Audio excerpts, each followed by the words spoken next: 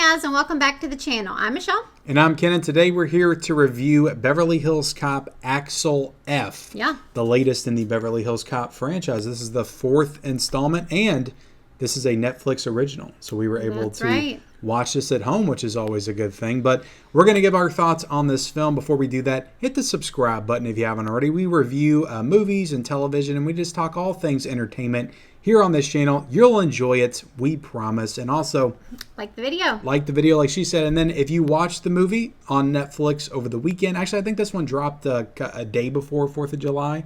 So if you watched this within the past week, let us know your thoughts in the comments section below. Okay, so we have a little bit, we have an interesting perspective here going into this. You've never seen a Beverly Hills Cop film before.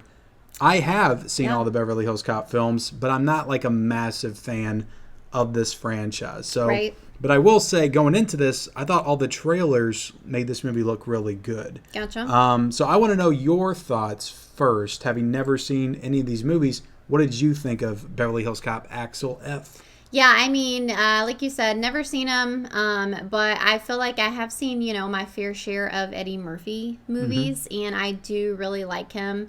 I think that he is just super funny.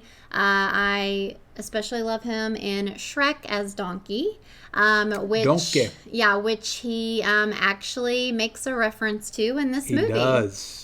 So that was super fun. I did get really excited when he said a certain line. And you looked at me and you're like, "Do you think that was intentional?" I was like, "Absolutely, it was intentional. There's no way it wasn't." That's a big quote in Shrek. Yeah, so that was super fun. But yeah, overall, I felt like this was it was good. It wasn't great. I felt like, Eddie Murphy was good. Like he made me laugh quite a bit. I felt like, the humor and all that was good. I mean, to be honest, like Eddie Murphy is the selling point of all these movies. It's his energy and performance and charisma that carries them all to me. Like, I'm never super interested in the plot of the Beverly Hills Cop movies. I think they're all pretty generic and bland. Right. Some people may not like that I say that, but even going back to the first one, I think they're all just very basic and cookie cutter, and you can just like tell what's going to happen a mile away, I feel like. And that's pretty much the same with this movie. But it's Eddie Murphy in the role of Axel F that really sells the movie for me and makes it enjoyable. Yeah. And I do think he's great in this movie. I think it's a real return to form for Eddie Murphy in this role. I thought he gave it his all here. Yeah, I think that he definitely still has it, which he's been in stuff like recently. I think he was in like a Christmas movie. Yeah, did we watch Candy that? Cane or no, Candy Lane? We were going to watch that, but didn't. Something. And he's revitalized some of his other franchises. Well, maybe just one, but Coming to America was the sequel to Coming to America. Yeah. Where they put a 2 in it. That was really clever. I didn't think that was that bad. It definitely wasn't as good as Coming to America, which I consider to be maybe Eddie's best movie. You still need to watch that. That's a great film. And then Dolomite Is My Name, which was also a Netflix original film that I'm pretty sure we watched together. What is it? Dolomite Is My Name. He was playing Rudy Ray Moore. Yeah, I don't. I'm pretty sure we watched. It had Wesley Snipes in it. It was a good movie from what I remember. Gotcha. I like that one. Yeah, I think that he is just really funny. Also, I feel like in today's like society, I feel like some of his humor could be like offensive to some people. Yeah. But for me, I kind of appreciate it that he wasn't afraid to put that stuff out there. He's always been that way. Yeah. He definitely wasn't like trying to, like censor himself or. I liked how he was kind of making fun of things a little bit that people get offended for now and just kind of playing with them. Yeah. It's definitely a lot trickier nowadays, I feel like, to make have jokes have a about sense of humor. Yeah. Just some of the topics can be a little like sensitive for some people. They kind of just can't laugh about certain stuff anymore, but I kind of like that he went for it and that he wasn't afraid to do that. But I mean, kind of going off of what you said, the plot, the story of this movie is a little boring to me. I didn't know if it was just me because this kind of, Buddy cop that's not really genre. my jam anyway. Yeah. And so I didn't know if it was just me or if it is just, the story is kind of boring. So, Yeah, no, I guess it is. I mean, I was interested in it. Yeah. It kept me engaged. Like the movie's 2 hours long, which we keep saying movies are just way too Yeah. long. This movie probably would have served better to be like an hour and 40 minutes. But I was engaged. I was interested the whole time, so I really can't say it was too boring for me personally. Yeah. I liked the cast. I like the addition of Joseph Gordon-Levitt. He's kind of playing the new version of Judge Reinhold, who's also in the movie as well, but he's kind of his new quote-unquote partner. Then you also have his daughter, who's in the mix as well, who is Taylor Page is her name. She was in the movie Zola, which I liked. Yeah. I will say she's not great in this movie. Yeah. I think her energy is just kind of dull and bland. And I see what you mean. She's kind of a one-note character. It's like, oh, my dad, I hate him, and that whole thing that we've seen 1,000 times in movies before. Yeah. So I think she's a good actress. She has that in her. I've seen it, in Zola, but in this, that I didn't really see it. Yeah. She didn't have that Eddie Murphy charm that I think she needed. Yeah.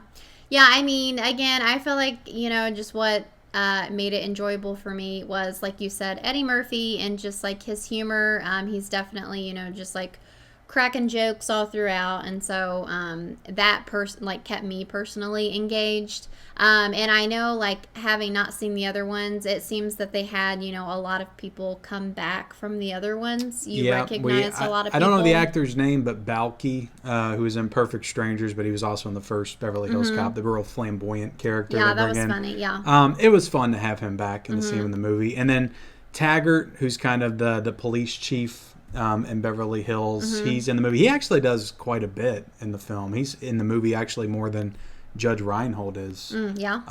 So I liked him in the movie, but I always like seeing Kevin Bacon. And he was in this movie, and I don't want to spoil, but at the same time, they don't really hide the fact that he's kind of the douchey villain of the story. So I think I feel comfortable saying that Kevin Bacon was the villain. But how did you feel about Kevin Bacon in the movie? Yeah, I mean, I feel like he seems to be doing more like villain roles lately. But I don't know. I'm not quite sure how I feel about him. I don't know. I feel like I maybe wasn't as impressed by that as you were. Yeah. I think maybe I just like Kevin Bacon. I don't know. Yeah, I think I enjoy him as a good guy more. Yeah. Seems as he's gotten older, he's played the villain a lot more. Yeah. Maybe so I'm kind of used to seeing older Kevin Bacon as the bad guy. Yeah, he just, might be doing something different in his older age. Yeah. But, I thought he was fine. But I will say that there's a scene between him and Eddie Murphy, and they really lay it out there, his motivations and why he's doing what he's doing. And that really helped flesh out the character for me. So I like that scene in that moment in the movie. And there's a few of those in this movie that I think make this feel a little bit more than just your standard action buddy cop fare. Yeah, and, again, having not seen the other ones, I did enjoy the music that they had in this. It's iconic. Even if you haven't seen it, you know the music. Yeah, it is, a very well-known I don't know, score. Yeah. Score, soundtrack, whatever you want to say. Yeah. Even though I liked it, they do really heavily rely on it. They do. I mean, it's playing a lot throughout the movie. So, And also they very smartly open the film up with The Heat Is On, which is an iconic song for the movie as well. And I love that song. So as soon as I heard it, I was like, hell yeah, we're back in the Beverly Hills Cop universe, so I enjoyed that as well. Yeah, I mean, it seemed to me, which I don't know if I can really speak on this, but to me, it felt like they really captured and embodied the other movies. I just felt like it had a similar vibe. Yeah. And I don't know. I thought that it just like looked good, and I don't know. I felt like it was a well-made movie. Yeah, it's on Netflix. To me, it didn't really feel like a Netflix film, and that's a lot of the problems with the Netflix movies. Like they just feel generic. Yeah. This felt like they actually put some time and effort and energy into the production value of it. Yeah. It felt like a movie. Like, to be honest, it probably should have been in theaters. Yeah, I kind of felt that way as well. And I feel like too, I feel like you could feel like Eddie Murphy's just involvement in it. Yeah. I don't know. I felt like it had some heart to it, I guess. Yeah. Even though I didn't necessarily like love the plot or whatever, it still felt like it had heart, if that makes sense. I don't know if that's confusing. And I feel like they had a little bit of a chip on their shoulder because nobody likes Beverly Hills Cop 3 that came out 30 years ago. They even make a jab at Beverly Hills Cop 3 in this movie. Yeah, that was kind of fun. So nobody likes that movie. I think it's okay. It's fun for what it is. Mm-hmm. So I feel like this movie was like their chance at redemption for the franchise. So they tried to put everything they had into it to make it good. And I think they succeeded. I think this is a good movie. But going back to the theater thing, it is weird they didn't put this in the theater because the first film was the highest grossing movie of the year it came out, 1984. So this franchise has a track record of performing very well at the box office. Even the second one did like super well. So maybe this wouldn't have done good, but also you look at a movie like Bad Boys that just came out, it did really well. I think maybe it would have done well in the theaters. Yeah, I don't know. I guess we'll never know. Maybe not a wise choice. But do you have anything else you want to say about Beverly Hills Cop Axel F? Well, do you think that they'll make another one? I don't know. You know what? Eddie looked good in this movie. He did. I think he looked good, and there was a couple moments he was running, and you kind of like felt like he had the wind taken out of his sails a little bit. Well, yeah, there was a part where he's like going down some stairs, and he just seemed he looked a little wore out. It looked like he was going a little slow, like. Well, I mean, I liked it because you could tell kind of that he like was me, and I'm not. You could tell he was actually doing it. Like he wasn't. He was putting the work in. But he looked good. I think overall he looked good. He didn't feel like an old man doing action stunts the whole time. I felt like he was performing within his capabilities. So I think they could do another one. Yeah. I think they could. I hope they do, honestly. Yeah, so you want to rate it? Yeah. I will give this... This is tough. I really enjoyed it. I'll give it a 4 out of a 5. Oh, wow. I'll be honest. Like, I'd have to really think about it. It might be my favorite of the franchise because I'm not a huge fan of these movies anyway. I like the second one a lot. That's probably my favorite, but it might be my favorite. I really liked it. All right. Well, there you have it. I'm going to give it a 3.5. Okay. That is fair. 3.5 out of 5, yeah. But that is our review of Beverly Hills Cop Axel F. Definitely leave us your thoughts in the comment section below. Like this video. Subscribe to our channel. And turn on those bell notifications for all future videos. And we'll see you next time. Bye, guys.